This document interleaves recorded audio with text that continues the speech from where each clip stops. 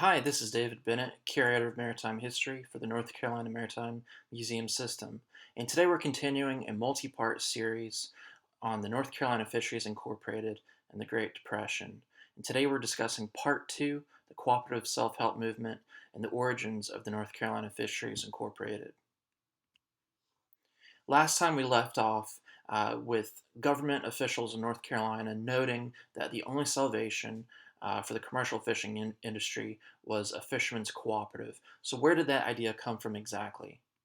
Well, it came about when Robert Bruce Etheridge, the director of the Department of Conservation and Development, which the Division of Commercial Fisheries fell under, was in Washington, D.C., before a congressional committee asking for support for the North Carolina commercial fishing industry.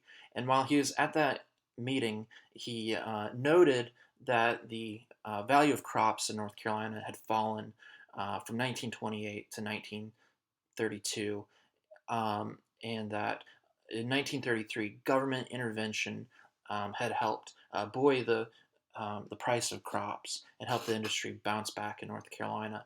However, this had not been the case for the commercial fishing industry. This was early 1934, and they didn't have all the data in for 1933 for the North Carolina's commercial fishing industry, but they were predicting an abysmal year for 1933. Uh, the members of Congress agreed to help the North Carolina commercial fishing industry, but they recommended starting a fishermen's cooperative, and they asked Mr. Etheridge to come back when he had a plan for one. And so Robert Etheridge returned to Raleigh and met with the governor, John Eringhouse, who wholeheartedly agreed that something needs to be done and endorsed the idea of a fishermen's cooperative and asked the Department of Conservation and Development and the North Carolina Emergency Relief Administration to get to work on developing a plan. Mrs. Annie O'Berry was the head of North Carolina Emergency Relief Administration. We'll be talking about her quite a bit moving forward in subsequent presentations on this topic. She was an important woman in North Carolina during this time period in terms of government relief programs, and she was instrumental in helping get a plan put together for a fishermen's cooperative. So before we go any further, we need to talk about the cooperative self-help movement in the United States. It was a grassroots movement that sprung up in response to the Great Depression, and it really originated in 1931 in the Seattle area. However, the Seattle co-op wasn't particularly successful.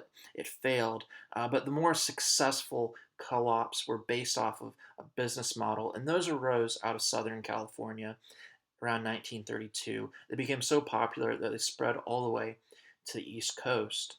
And in 1933, the Federal Emergency Relief Act provided funding for co-ops. And between August 1933 and October 1935, the government provided grants for up to 215 co-ops, and which had over 14,600 members.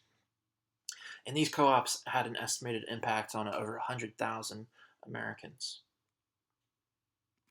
So what is a cooperative business? Well, there's three key elements. They're member-owned, member-controlled, and they're structured to benefit the members.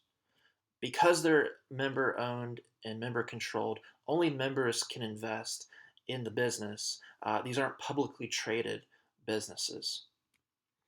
Also, the profits are distributed in proportion to the contributions of the members. So if you're a fisherman in a fisherman's cooperative, the more marketable fish that you contribute to the cooperative, the more profits you'll get in the end. Profits can also be invested back into the cooperative to help grow the business and expand it just like any other business. Profits can also be saved for future use or investment. Cooperatives can obtain loans from banks and other lending agencies just like any other business. one of the main reasons that people get involved in co-ops is to reduce the cost of doing business. So in eastern North Carolina, in the commercial fishing industry, the main hurdles that fishermen encountered was marketing, advertising, processing, packaging, storage, and transportation of seafood products. Individually, fishermen struggled to overcome these obstacles, but by pooling their resources together and banding together, they were able to overcome these obstacles and address them. Co-ops can also help their members gain access to the tools they need to do their jobs. So, in terms of a commercial fishing co-op, the co-op could help provide credit to fishermen to purchase fishing gear, to get a new boat or get their boat repaired, or buy fuel. So that's what a co-op is in a nutshell. Now, there's a little bit of a grassroots movement involved in the establishment of the North Carolina Fisheries, Incorporated in North Carolina. So on September 22nd, 1934, a group of fishermen met at Harker's Island in Carteret County to discuss how they're going to overcome the financial obstacles they're facing with the Great Depression.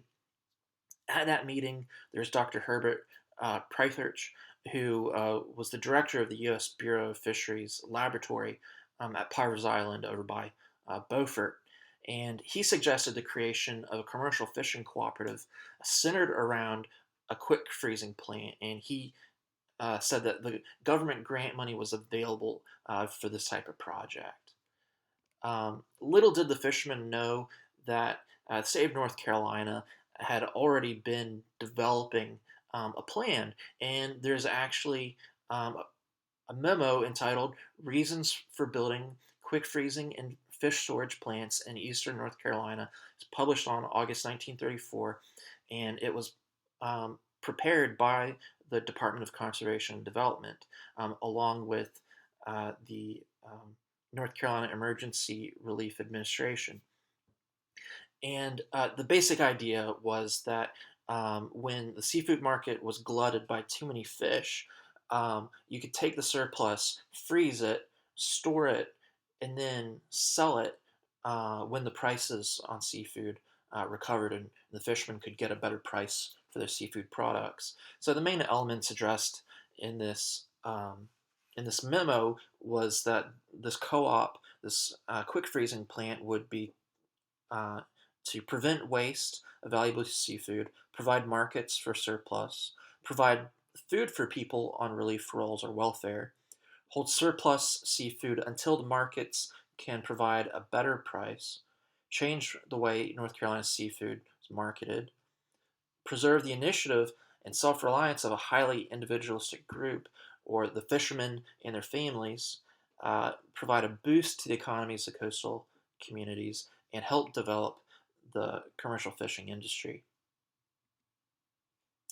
So the fishermen got back together in Beaufort at the Beaufort Courthouse on September 29th, 1934, to have another meeting to discuss this idea of a quick freezing and grading plant, a cooperative. And they decided that they're going to go with this plan that pretty much the government had developed, but I guess it almost seems like Dr. Perthridge sort of suggested it, and they latched onto the idea and sort of ran with it. But anyways, the fishermen decided they really needed to organize themselves better. And there was representatives from the North Carolina Department of Conservation and Development and the Federal Credit Loan Association, and they all endorsed this idea of a cooperative centered around a quick freezing plant. And so the fishermen then decided that they're going to send a committee up to meet with Governor Eringhouse in Raleigh. So on October 9th, 1934, representatives from some of the key fishing communities in Carteret County went to Raleigh to meet with Governor Eringhouse. And he already knew about this idea of a cooperative since he had been endorsing it from within the government prior to these fishermen getting together.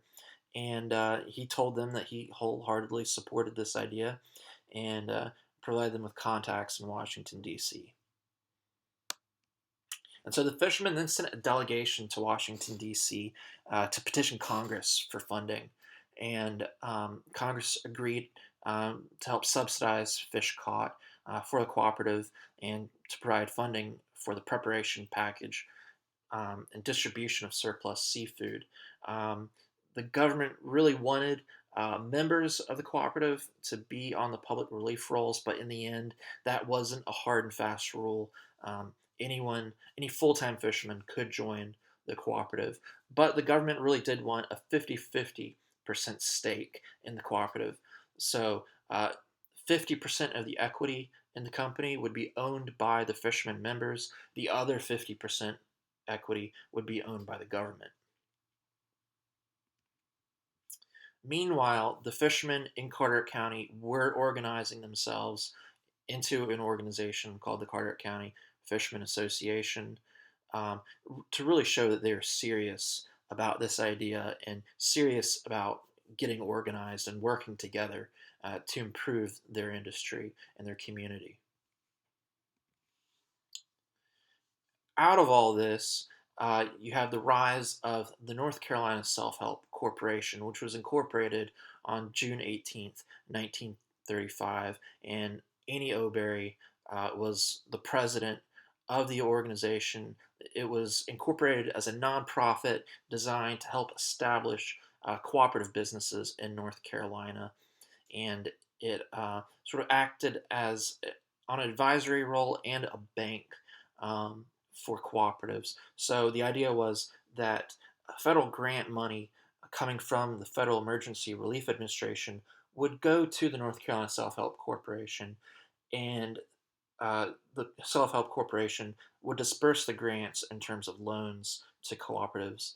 Now, the North Carolina Fisheries Incorporated was the only um, cooperative in North Carolina that was established under these conditions, and the only cooperative that the North Carolina Self Help Corporation helped to administer.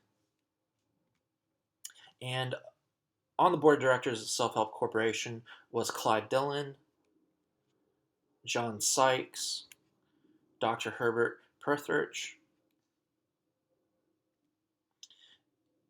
And so the original idea for the Fishermen's Cooperative, which became known as the North Carolina Fisheries Incorporated, was four districts of freezer plants, four different freezer plants, two in the northeastern part of the state, one in the central part of the state, and another in the southern part of the state. And this plan came in just under $500,000.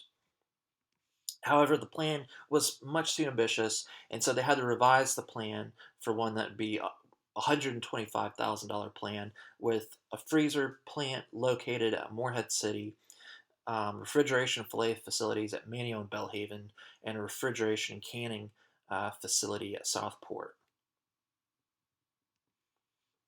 And this cooperative asked for buy-ins from the local communities in which they're operating, so those communities and residents would feel like they had a stake within the organization.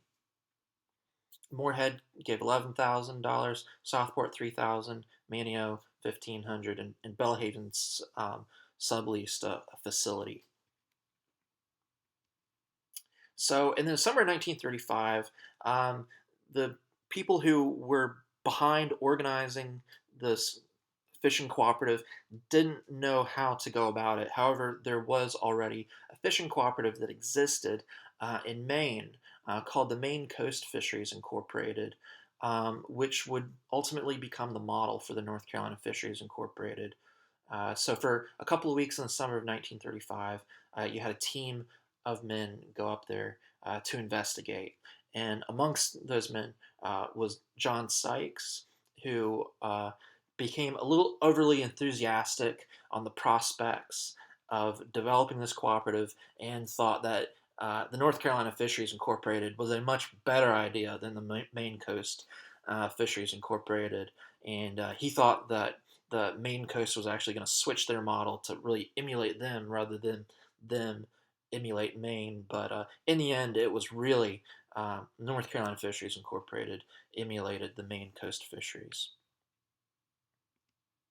And then they broke ground for the construction of the facilities in North Carolina in August 1935.